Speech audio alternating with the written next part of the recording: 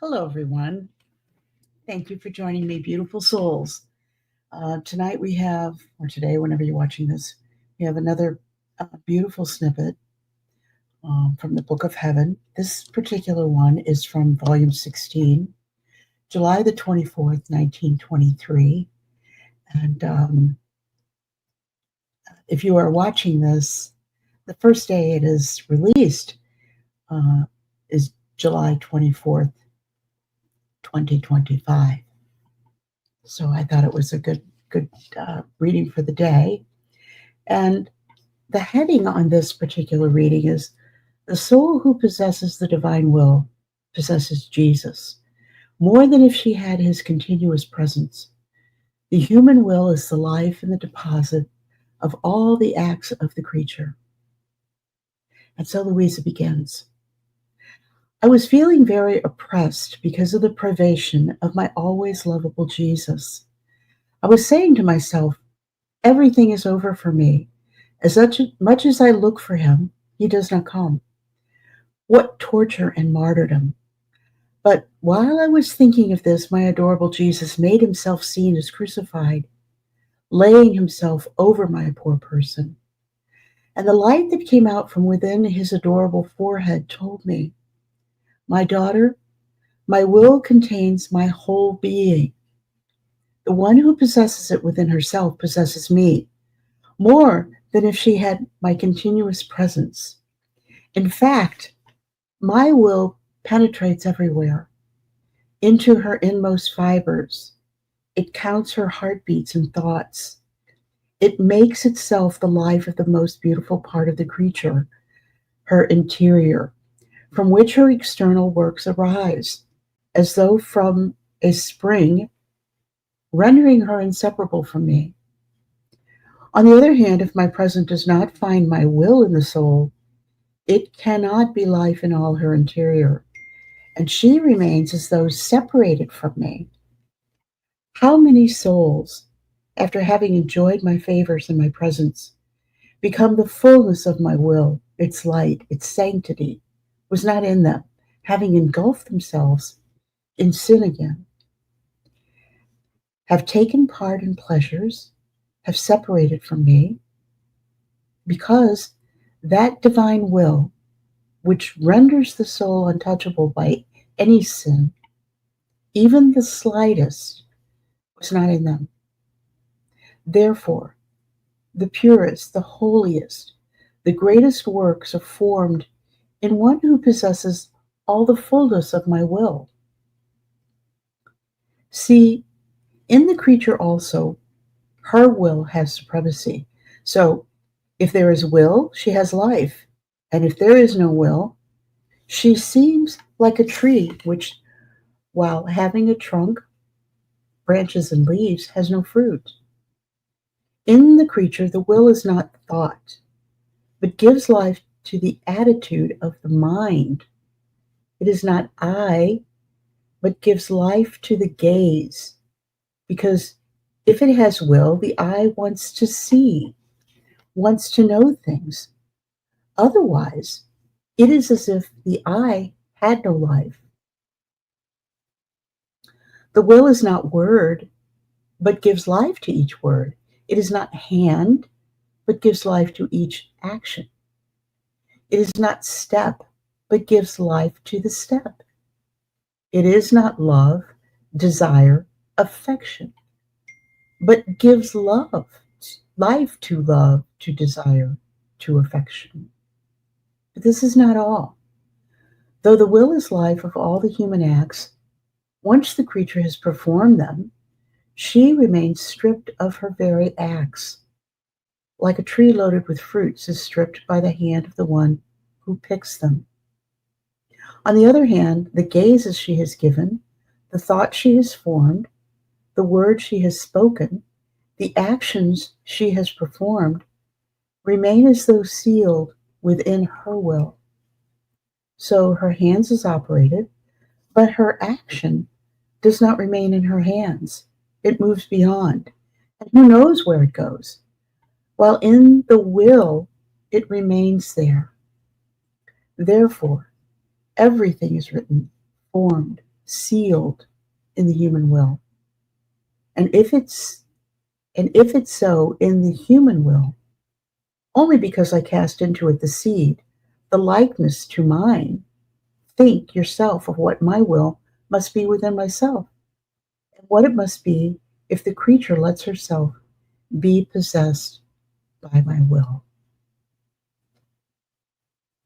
So we have this beautiful reading where Jesus tells us, if you live in my will, if you possess the divine will, you possess me.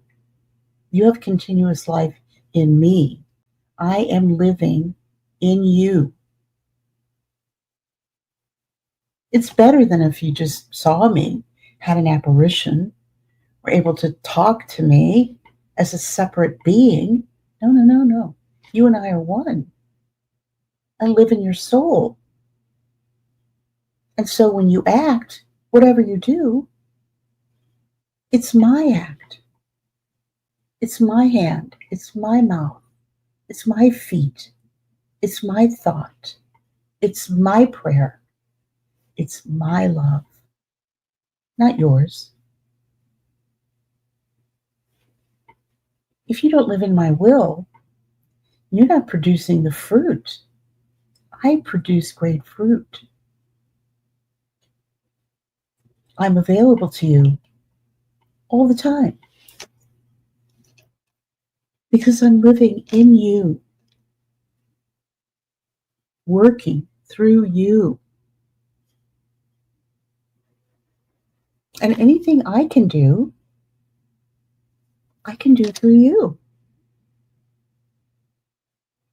So all of the things that I possess, you now possess. Because I live in your soul. You have given your will, surrendered it, stopped enforcing it, and live in my will. And what does that mean, to live in the divine will? It means to surrender our will. Does that mean that we never get what we want, or we're never happy, or we're not? Quite the contrary.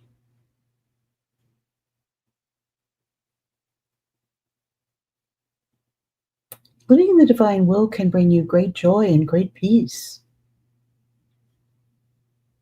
It brings the knowledges. It brings great insight. It gives a deeper and purer understanding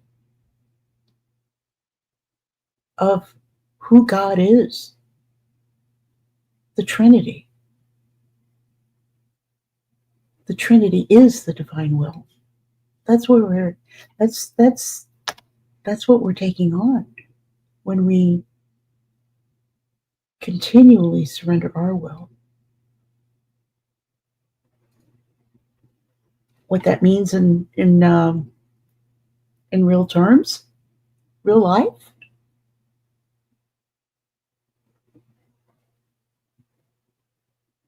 Jesus is doing those acts in us. And it creates, we're used to saying, oh, offer it up, or, whatever. Lord, give me grace.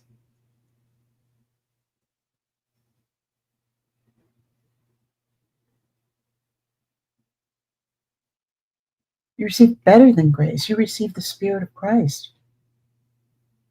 You embody the Spirit of Christ. Jesus calls us living temples.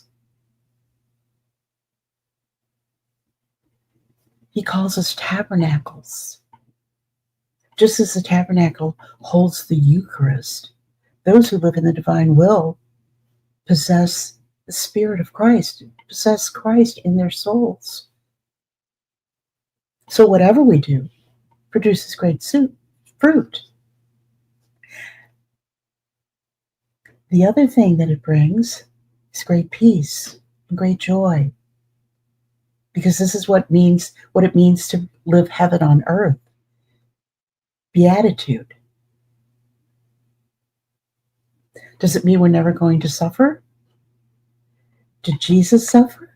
Of course he did. And if we embody Jesus, we're going to experience suffering. Suffering is a great purification, not only for ourselves, but for everyone, because all of these acts are joined with all the other acts offered in the divine will, all the other acts of Jesus, all the other acts for all time, past, present, and future. They're all joined together. They have enormous power. And even if we don't see them or see the result, it doesn't matter. What matters is the surrender of our will and our willingness to live in the divine will. Our intention of living in the divine will. Our offering of ourselves in the divine will. Can we think this every second of every day? No. This is why we do the prevenient act in the morning. There's a morning offering on this channel. And it is an offering to God of our will for that day. Every morning should be a ritual of sorts. Get up, get your coffee, get whatever you need, and say your prayers. Set your intention. Setting our intention is so important. Setting it an intention to live fully, completely in the divine will and not impose our own will. That means if something comes along that's uncomfortable for us, or we weren't anticipating, we weren't expecting, maybe something unpleasant, maybe a great surprise. Maybe it's all good, all day. But whatever it is, know that this is the divine will in us, the divine will acting in us, the divine will showing up in our lives and in our souls. So I hope that you enjoyed this little snippet. I thought it was a great one. I thought it was a really wonderful one. That possessing the divine will is better than having the presence of Jesus before us. So, have a wonderful day. Pray and meditate over this particular reading. Look it up. Read it for yourself. Embody it. And always remember to stay in His will. Bye-bye.